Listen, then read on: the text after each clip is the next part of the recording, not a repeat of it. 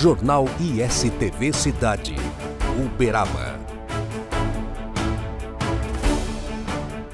Estamos de volta com o ISTV Cidade, o noticiário da família uberabense. Hoje, com a presença aqui do ilustre Guido Bilharim, nosso consultor para assuntos de cultura, de literatura, de música, de teatro, de cinema, de tudo que você pensar que envolve a cultura. Hoje, a gente vai falar sobre mais uma revista Nexos, a número 10. É isso?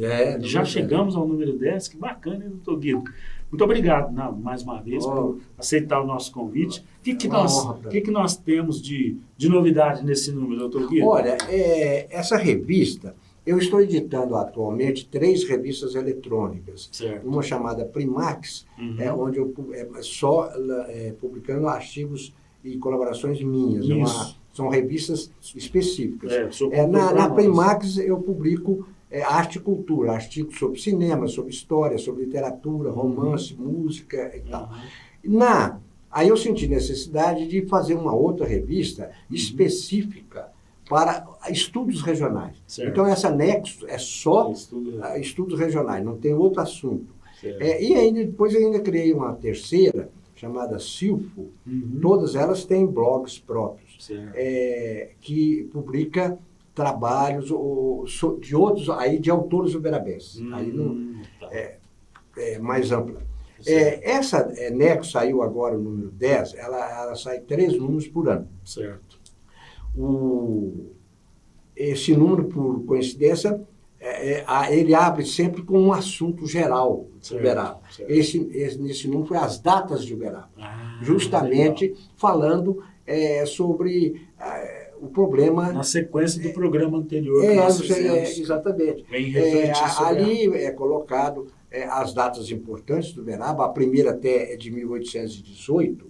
Veja bem, em 1818, antes ainda do dia 2 de março de 1820, por quando foi criada a paróquia, Dom João VI já tinha expedido um alvará a pedido do vigário de desemboque para criar uma capela em Uberaba. Certo. Ele pediu em agosto e em dezembro já inauguraram.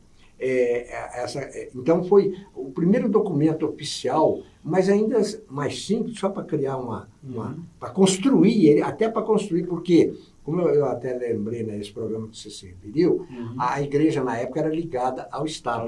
Por isso até a construção de uma capela que precisava de autorização, era o Dom João VI que assinava. Aí deu o alvará, concedendo licença para a construção da capela, que foi construída lá onde é a Praça Frei Eugênio hoje. Certo. Posteriormente, o Frei Eugênio construiu... Segundo o nosso, só fazendo um parênteses aqui, segundo o nosso co-irmão Tony Carlos, a praça que não é praça. Foi totalmente tomada, né? Não foi a única, não, né? E várias foram invadidas. Eu até já tenho um trabalho sobre isso. A mutilação das nossas praças, várias delas ocupadas. Futuro programa. Exatamente, foi uma boa ideia. Nesse número, então, começa com essas datas importantes, que vai de 1812 a 2 de março, depois a lei que criou o município de Uberaba, que Uberaba era distrito de Araxá, de 1832 até janeiro de 37, foi distrito de Araxá, porque Araxá era mais antiga, né? Mais legal, estou vendo aqui, o senhor explica, né? Cada uma das datas. Depois nós tivemos a data de fevereiro de 36, que criou a vila, o município, mas condicionando. Aí houve eleição para vereador, o capitão Domingos foi mais votado e tal, assumiu a presidência, e como o regime era parlamentarista, e ele era o presidente, o vereador mais votado normalmente era o presidente da Câmara, e o presidente da Câmara automaticamente e obrigatoriamente era o agente executivo, o prefeito. Prefeito. Aliás, esse regime é muito interessante, ele prevaleceu. Ele foi criado por uma lei de 1828, no governo de Dom Pedro I ainda, e prevaleceu até a proclamação da República. As câmaras eram parlamentaristas, como o regime também era. O Dom Pedro, por exemplo, era o poder moderador. Mas as câmaras não tinham função legislativa. Era o contrário, era executiva. Chamava Câmara, mas era uma Câmara, mas era executiva. A legislação era pela Assembleia Provincial, na época, em Ouro Preto. Tanto que as primeiras ruas de Uberaba, as 3 primeiras ruas que tiveram nome oficialmente, foi uma lei provincial que criou, porque a Câmara não votava a lei, ela só administrava a cidade. Doutor Guido, só fazer um parênteses aqui, o senhor falou aí uma palavrinha mágica que chama-se poder moderador, eu estou me lembrando que isso foi uma discussão polêmica, que foi até lá para o Supremo, né? Que recentemente bateu o martelo. Essa concepção de poder moderador, ela ainda prevaleceu em várias constituições do Brasil, né? O problema é o seguinte, isso é indébito. Por isso é que o regime parlamentarista que prevaleceu no Brasil até a proclamação da República não era um regime parlamentarista puro, por causa desse justamente poder moderador. Que era foi um modo que eles encontraram de conciliar o absolutismo imperial que queria mandar sozinho e o regime parlamentarista, que tinha o primeiro-ministro, tinha o gabinete, né? Então, o poder moderador é que nomeava o primeiro-ministro, ele moderava. Então, era para ressalvar o poder do imperador. Certo. Não tirava o imperador. Não tirava o imperador. O imperador tinha a sua força. Né? Então, mas esse poder moderador acabou. Agora, tem um artigo da Constituição atual que ela fala do Exército e eles estavam querendo atribuir às Forças Armadas o poder moderador. Mas de jeito nenhum. Isso é ditadura. Não existe poder moderador nesse aspecto. No regime presidencialista e nem mesmo no regime puro parlamentarista.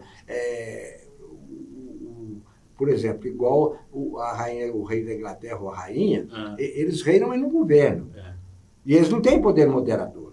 Eles não têm função. A função é só mais assim de... manter aquele status da monarquia. É mais só de etiqueta. E para conservar aquela tradição do povo. Aqui a monarquia tem lá seu glamour, né? Exato. Agora, doutor Guido, o senhor vem aqui então com a revista Nexus número 10, trazendo essas datas. A primeira matéria sobre todas as datas importantes, inclusive... Mas tem mais coisas. 1840, foi criada a comarca, porque Uberaba, toda demanda tinha que ir lá em Paracatu. Sim. Olha a distância, naquela época não tinha estrada, não tinha automóvel, não tinha nada, tinha que ir de carroça, em lombo de cavalo e tal.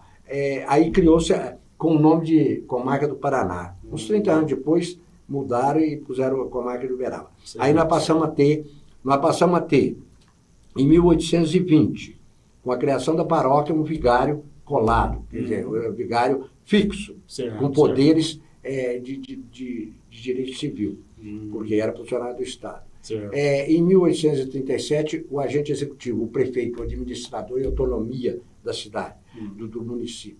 E em 1840, um juiz de direito fixo. Por sinal, esse juiz de direito era irmão do Bernardo Guimarães, o romancista, e foi ministro do Supremo. Na época não chamava Supremo Tribunal, era Tribunal Superior de Justiça. Certo. Ele foi juiz em Uberaba, chegou a ministro do Supremo. E foi o único juiz de direito que Uberaba teve que chegou a ministro do Supremo. Nós tivemos um juiz que chegou até vice-presidente da República, presidente da Assembleia Constituinte 46, que foi o Melo Viana. Certo. Mas ele não chegou ao Supremo. Presta hoje o nome ao nosso fórum. E depois dessa matéria sobre todas essas leis importantes, inclusive a lei que elevou o nome de vila para o nome de cidade, de 1856, também está aí contemplado e explicado. E depois a outra matéria personalidade. Baseado num livro que eu tenho, de personalidades uberabenses, que eu selecionei 55. Começa aqui com Tobias Rosa. Nesse número é Tobias Rosa, que foi um grande jornalista e um jornal importantíssimo, que durou quase 30 anos, que é a Gazeta de Uberaba. Que legal, muito antes do Lavoura. Para nós, jornalistas. Ele foi criado 20 anos antes do Lavoura. O Lavoura é de 1899, ele é de 1879. Olha isso. E já era o segundo com esse nome. Mas foi um jornal importantíssimo. O Tobias Rosa, que foi também vereador. O pai dele foi vereador em várias legislaturas. O irmão dele também foi vereador. E outra biografia, eu sempre publico duas, do Crispiniano Tavares. Crispiniano Tavares é um engenheiro baiano que veio trazer os trilhos da Mugiana Uberaba. Aí ele ficou aqui como fiscal da Mugiana e participou intensamente da vida da cidade. Fez o primeiro loteamento em Uberaba. Depois ele assumiu aquela chácara Boa Esperança, ele comprou. Ela produzia tudo. Era algo fantástico que nós tivemos aqui. Ele foi professor do Instituto Zootécnico, de várias disciplinas, porque ele era um engenheiro, um técnico. E foi o primeiro contista a publicar livro em Minas Gerais. Esse Instituto Zootécnico seria o precursor da Escola Agrotécnica que veio depois? Mas não tem relação direta nenhuma. Porque essa foi uma escola criada por uma lei do então deputado Alexandre Barbosa, que criou o Instituto Zootécnico de Uberaba. Só conseguiu formar uma turma, mas nessa turma estavam o Delbrando Pontes, o Fidelis Reis, o José Maria dos Reis, que era o irmão do Fidelis Reis, também de uma figura importante, Uberaba, e teve como diretor um sábio alemão, que faleceu aqui, que descobriu a existência da bactéria no reino vegetal e veio contratado para dirigir esse instituto aqui em Uberaba, numa certa época. Então, esse instituto foi uma coisa muito importante para o Uberaba, mas só durou porque aí o Uberaba, o governador da época, Silviano Brandão, na época chamava-se presidente, né, das províncias, dos estados, já era estado, ele criou um imposto territorial. E o comércio e os proprietários rurais se rebelaram contra isso, criaram o Partido da Lavoura e Comércio para contrapor. Aí, em represália, o Silviano Brandão, por um telegrama, fechou um instituto que foi criado por lei. Quer dizer que legalmente ele ainda não está fechado até hoje, porque tinha que ter outra lei, né, fechando. Mas não teve um simples telegrama, uma vontade pessoal do governador. Então, o Crispiniano foi professor foi uma figura muito importante em Uberaba. E depois, uma outra matéria dessa revista é sobre o patrimônio cultural de Uberaba, porque é um levantamento dos livros que os uberabenses escreveram e publicaram. Tanto os uberabenses que ficaram aqui, como os que vieram morar aqui, como os uberabenses que saíram daqui. Eu fiz um levantamento, praticamente 90% de todos os livros que os uberabenses publicaram, desde o primeiro, que foi esse Contos Inéditos do Crispiniano. Depois nós tivemos um livro de poesia, editado em 1906, de um promotor, também do Nordeste, que veio para Uberaba, de Sergipe. Faz parte desse... tudo aí. Esses livros hoje desapareceram, né, os originais, mas temos fotocópias. E desde esses livros até 2015. É muito recente. Então, tem esse levantamento que não abrange só livros, abrange ciências também, abrange as artes. Por exemplo, nós tivemos aí, dos 4 maiores geólogos brasileiros do século XX, 3 eram uberabenses. Olha aí. Eu escrevi um capítulo específico sobre isso. E eles, falando deles, biografia deles, etc. Então, o Uberaba tem uma posição muito importante no Brasil, que às vezes é desconhecida e não reconhecida, né? Principalmente pelo eixo Rio-São Paulo. Um berço cultural que tem o reconhecimento do mundo, né? Porque esses cidadãos, alguns deles, eram figuras internacionalmente. Sim, o Drenner, e tem outros aí. Não é só o Drenner que veio de fora, que era um gênio alemão. Ele veio para o Brasil ainda jovem, contratado por um grande fazendeiro lá da Bahia, para lecionar, ser preceptor dos filhos. E ele naquela época já havia isso. E depois ele veio, ele ficou sendo contratado tal pelo Ministério da Agricultura, até que o Estado de Minas o contratou, porque o Instituto Zootécnico é estadual, e veio para o Uberaba. E aqui, por exemplo, olha, além de vários livros que ele tem um livro, ele é precursor do estudos climatológicos no Brasil. Olha isso. Também foi o primeiro indivíduo no Brasil que começou a estudar o clima. Ele é citado pelo Euclides da Cunha nos Sertões, um livro dele, O Clima no Brasil. E ele escreveu um livro importantíssimo, que é O Tempo em Uberaba, que eu até editei num blog, bibliografia sobre Uberaba, que ele estuda todo o clima de Uberaba, uma coisa impressionante. Esse conteúdo não está na Nexus 10. Não, na Nexus não. Mas ele é um dos biógrafos. Que o senhor menciona. Está mencionado. Também. Não é esse capítulo da ciência e tal, dentro desse livro que tem aí um capítulo dele, os ensaios. Olha, pesquisa obrigatória para quem está, como eu, lá na geografia da Universidade Federal do Triângulo Mineiro, né? E a gente esbarra lá com teóricos da geologia, da climatologia. Está aí uma pesquisa interessante. Uma vez eu até fui convidado lá para um curso para falar sobre os estudos climatológicos de Uberaba, porque Uberaba é pioneira. Desde o primeiro indivíduo que começou a estudar clima em Uberaba foi o Degenetes, que veio para Uberaba em 1853, e continuou o Frei Eugênio, que veio em 56, e depois teve um outro, o Frei Germano Danesi, que era um sábio, um dos maiores matemáticos do mundo, que morou aqui em Uberaba, em Franca, e depois veio o Borges Sampaio, depois veio o Drenner, depois veio o Colégio Marista, o irmão e o Gilberto, do Marista. Então, há uma tradição climatológica no Uberaba. Tinha até um observatório na Praça Rui Barbosa, na Praça do Eduardo. Olha aí, uma coisa fantástica, né, doutor Guido? Olha, eu quero dizer para o senhor o seguinte, essa entrevista aqui, ela é pouco para a gente falar sobre esse conteúdo dessa revista, que traz realmente, pelo que o senhor está contando aí, alguns dos destaques principais da nossa produção nas artes, na ciência. Todos os números têm essa assessora. E termina sempre com os periódicos culturais do Uberaba. Então, nesse número, são comentados 2 periódicos culturais, um da Faculdade de Filologia, que era editado pela FISTA, das Irmãs Dominicanas, e uma revista brasileira de direito processual, que era editada por um grupo de juristas de Uberaba e Uberlândia. Aqui em Uberaba era o Edson Prata, o Ronaldo, Edson Prata, e o Humberto, que era juiz. Humberto Teodoro. Estão todos aqui. Maravilha.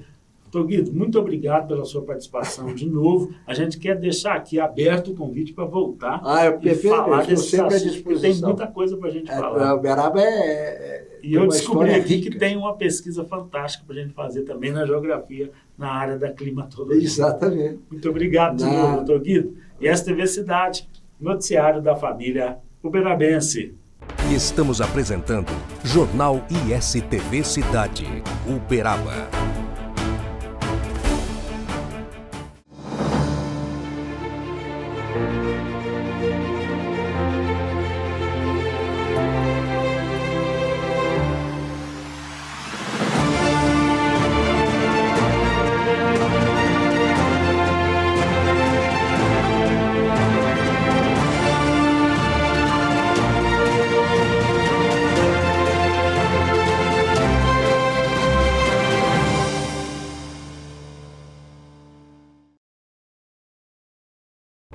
Voltamos a apresentar Jornal ISTV Cidade, Uberaba.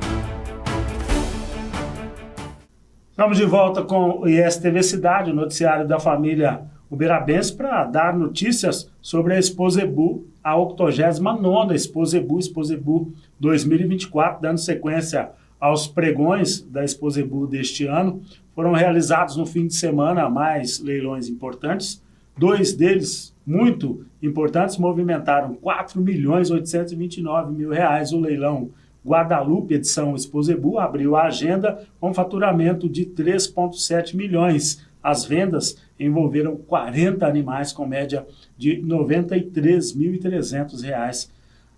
O 29º leilão Nova Era e Convidados 2024 ofertou 36 animais ao valor médio de R$ 30.400. Informação também sobre os 5 leilões já realizados na Exposebu 2024 até o fim de semana, que somam R$ 11.052.000 até o momento, portanto, e até o fim da 89ª Exposebu estão programados mais 33 remates, 8 shoppings de animais também. Todos os investidores que fecharem negócios com leilões e shoppings oficiais da 89ª Expo Zebu irão concorrer a um carro Chevrolet 0 km, um incentivo da ABCZ, ação direta da ABCZ que busca valorizar aqueles que investem em melhoramento genético e prestigiam os eventos comerciais chancelados e organizados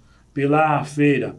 A 89ª Expo Zebu, Genética Além das Fronteiras, esse é o lema, o tema deste ano, é uma realização da ABCZ com patrocínio de diversas empresas locais e também nacionais. Para quem gosta de números, a Expo Zebu divulgou também, a ABCZ, que a 89ª Expo Zebu já tem aqui uma expectativa de 400 mil pessoas passeando pela maior feira de pecuária zebuína do mundo até o dia 6 de maio, incluindo 35 comitivas internacionais com 700 estrangeiros. A programação inclui o 2º Congresso Mundial de Criadores de Zebu, o CONCEBU, que começa neste dia 1º, quarta-feira, o 44º Torneio Leiteiro, 38 leilões, 8 shoppings de animais, palestras educativas, workshops também práticos,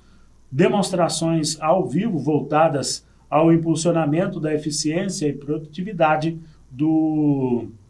da porteira para dentro. Além disso, informa também a ABCZ, atrações para todos os públicos com a tradicional feira de gastronomia e alimentos de Minas, a 39ª Mostra do Zebu e shows, o que contribui para a movimentação da economia com geração, veja você, de 4.200 empregos diretos e indiretos. O Parque Fernando Costa abre as suas portas para a visitação durante os dias de feira, das 7h30 da manhã até às 10 horas da noite.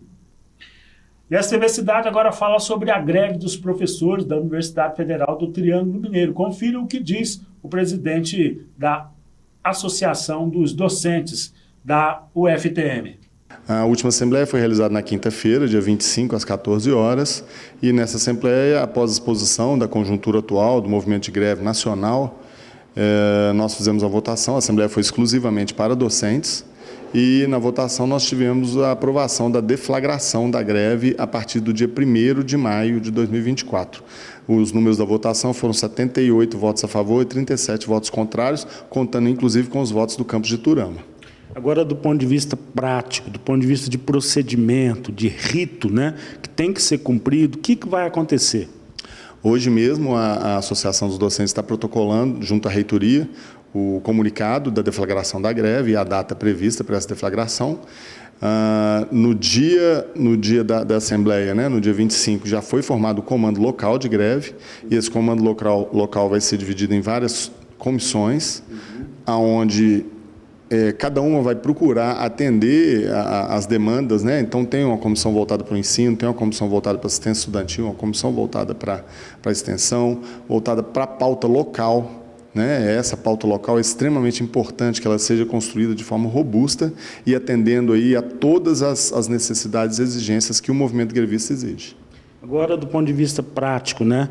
É claro, a gente depende também da decisão de um conselho, né, da universidade, que vai provavelmente se reunir nas próximas horas para definir como é que fica a situação do calendário. Mas da parte do comando de greve, o senhor tem informação de qual que deve ser a sugestão nesse caso? O comando de greve, comando local, vai se reunir na próxima segunda-feira e aonde nós já vamos colocar essa necessidade da suspensão do calendário acadêmico. Dessa forma, uma vez suspenso o calendário acadêmico, a gente tem uma uniformidade, né, do movimento geral dentro da universidade, evitando aqueles problemas de alguns docentes ministram aulas, outros param, e o maior prejudicado nessa hora acaba sendo os alunos. Então, nós procuramos aí uniformizar, né, a ação do movimento para poder trabalhar tranquilamente e reivindicar todos os itens de pauta, não só localmente, como também em nível nacional. Agora, para finalizar, a questão principal que é a reivindicação de percentuais de reajuste e tudo mais. Alguma expectativa em relação a isso, de avanço nas negociações com a deflagração dessa adesão? Bom, a adesão tem aumentado a cada dia, né? Ontem mesmo, com a adesão da UFTM, já são 41 universidades federais cujos docentes aderiram à greve. Os técnicos, o número é bem mais alto, já passa de 60 instituições, então o movimento está ganhando força. E a partir desse movimento mais forte, o governo federal vem começando a se movimentar e começaram novamente a montar as mesas de negociação. A última proposta que foi apresentada na sexta-feira, dia 19, foi de 0% em 2024, 9% em 2025 e 3,5% em 2026, o que não atende à necessidade das propostas, né, que foram enviadas ao governo, que seriam 22% dividido em 3 parcelas. Tá? Então, nós estamos tentando chegar perto disso, ou nessa proposta tem outros itens de reivindicação que são em relação ao plano de carreira, em relação à necessidade de registro de ponto dos professores do EBTT. Então, vários itens. A equiparação daqueles auxílios, né, que eu falei na outra entrevista. Por exemplo, a equiparação do auxílio alimentação com o que é dado ao judiciário, que é mais alto. Então, outros pontos além da questão salarial. Então, tudo isso está na mesa para poder negociar. E assim nós chegamos ao fim de mais esta edição do ISTV Cidade, o noticiário da família uberabense. Jornal ISTV Cidade, Uberaba.